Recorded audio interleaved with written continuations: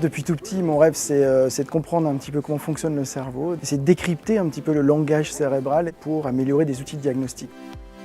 Les interfaces cerveau-machine, c'est vraiment quelque chose en développement pour justement pouvoir faire en sorte que des personnes qui auraient certaines cécités motrices, par exemple, puissent remarcher ou puissent reparler, ou également certaines personnes qui ont envie simplement de jouer à des jeux vidéo, de pouvoir simplement avec un casque, de par la mesure de l'activité cérébrale, de pouvoir faire bouger un avatar.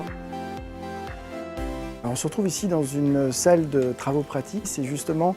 une première étape pour les étudiants de rentrer dans le monde de la recherche parce que tous ces travaux pratiques sont faits en étroite collaboration avec le laboratoire plasticité du cerveau et avec des industriels. Donc c'est vraiment important pour eux parce que ça va leur permettre de prendre en considération les différentes contraintes d'une mesure d'une variable physiologique et puis de par leur expertise pluridisciplinaire, ça va leur permettre d'apporter des solutions dans les outils de mesure, dans la précision des outils de mesure et puis également d'un autre côté dans les outils d'analyse pour pouvoir en l'occurrence améliorer les outils de diagnostic par exemple.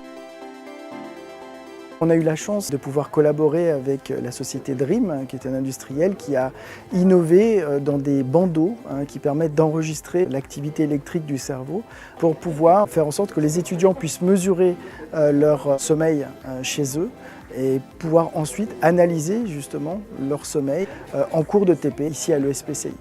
Ça permet également d'apporter pour le corps médical, de nouveaux outils permettant d'améliorer le diagnostic qui pourra être donné par exemple à des personnes qui vont avoir des déficits en certains sommeils. Ça va permettre de les traiter plus précocement et donc d'améliorer leur qualité de vie et leur espérance de vie.